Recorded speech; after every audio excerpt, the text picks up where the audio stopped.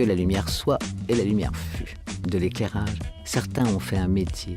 Pour le comprendre, il faut se rendre dans le centre de la France, à Châteauroux. Là se trouve l'entreprise Pradier. Elle fabrique des luminaires, mais des luminaires d'extérieur, ceux qui éclairent les villes la nuit. Voilà qui a démarré presque en même temps que l'éclairage public. Tristan Devitte, le repreneur, raconte. C'est une entreprise qui a plus de 100 ans, qui est créée en 1910. C'est Jean Pradier qui a créé la société, c'était son métier depuis quelques années déjà, il avait une quarantaine d'années à peu près. Et ses enfants ont pris la suite des métiers de la ferblanterie. Ça a démarré à Belleville, dans une cité qui était la cité de la production des lanternes. À l'époque d'Haussmann, ça avait démarré à ce moment-là. Et petit à petit, la société s'est structurée pour devenir, dans les années 70, avec la troisième génération de Pradier, l'entreprise ici à Châteauroux, avec les 50 personnes et l'outil de production tel qu'il est là. Donc c'est une épopée du luminaire d'extérieur. Ça a toujours été une société spécialisée dans le luminaire d'extérieur. On fabrique environ 60 000 produits par an, ce qui est important en termes de production. C'est une petite industrie. Oh, une petite industrie qui est déjà grande.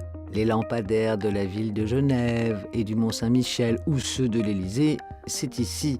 Mais aussi les éclairages et terrasses dans le monde entier. À ce niveau, ce n'est pas un hasard. C'est le résultat d'un savoir-faire unique, français qui plus est. Voilà qui ne donne qu'une envie, voir sur place.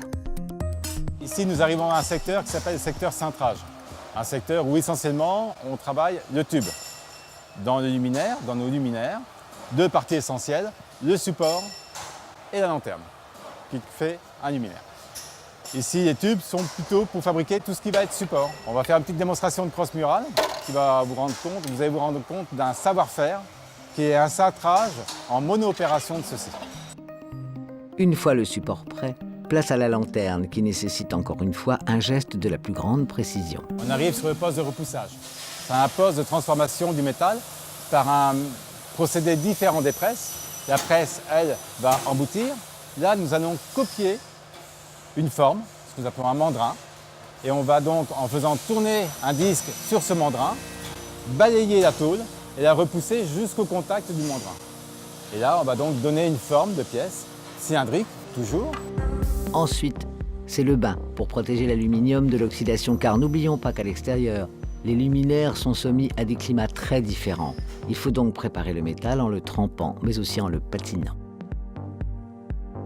Une méthodologie essentiellement manuelle, par des opératrices, avec un réel savoir-faire, parce que ce n'est pas du badigeon, c'est un dépôt de patine fin, qui est toujours assez homogène, et qui permet d'avoir une finition, comme on peut le voir, qui est ici une finition un peu dorée, un peu or. Ça a pour objet aussi d'éviter des phénomènes d'oxydation. Ça nous permet toujours de présenter dans des produits qui sont soumis à des forts problèmes d'intempéries, une finition qui ne risque pas de s'altérer dans le temps. C'est un métier qui a été développé à l'époque par Roger Pradier, fils, et Christiane, qui actuellement opère. C'est moi qui ai commencé, oui, quand on a demandé à faire de la peinture, j'ai dit oui, et puis au fil du temps, j'y suis arrivée. C'était peut-être pas ça au début forcément, mais au fil du temps, mon coup de pinceau est devenu que, voilà, ça marche, ça fonctionne. Puis, c'est l'assemblage. Alors ici, nous sommes dans des phases d'assemblage. Nous assemblons la lanterne. Nous allons donc assembler ceci par un moyen qui s'appelle la soudure par poids. Nous avons donc deux bras avec des électrodes qui vont venir donc enserrer deux pièces l'une sur l'autre et nous allons envoyer une intensité électrique qui va permettre un point de fusion au niveau de ces électrodes qui va créer réellement une soudure. Tradition et classique respectés, c'est une chose. Il faut savoir se renouveler, faire du Made in France, le sauvegarder. Voilà qui implique de faire appel à la crème du design. Nathalie Crasset ou le designer maison. Ce qu'il faut savoir, c'est que Stéphane nous propose à peu près un luminaire par jour.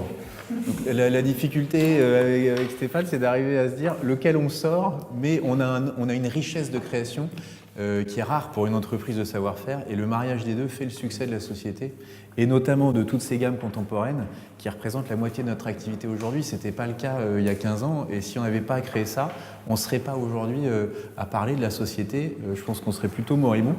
Donc c'est très très nécessaire, et Stéphane est clé dans ce processus. je me caractérise comme un chineur de forme.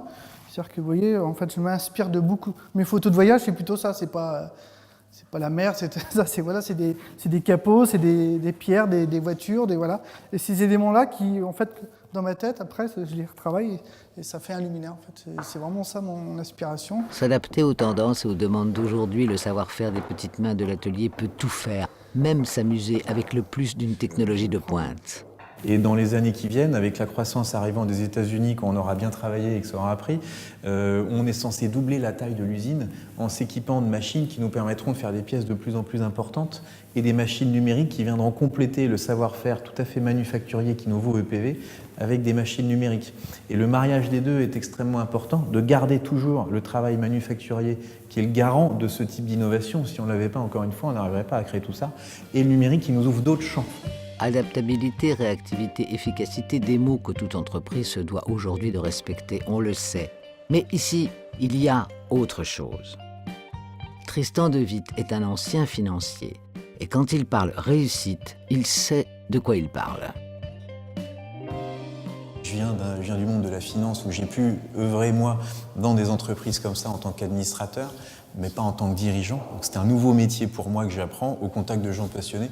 Donc en fait, ça se fait très bien, de mon point de vue. Et j'espère que c'est partagé, mais je pense que le sentiment général qu'ils me font ressentir, en tout cas, est plutôt positif.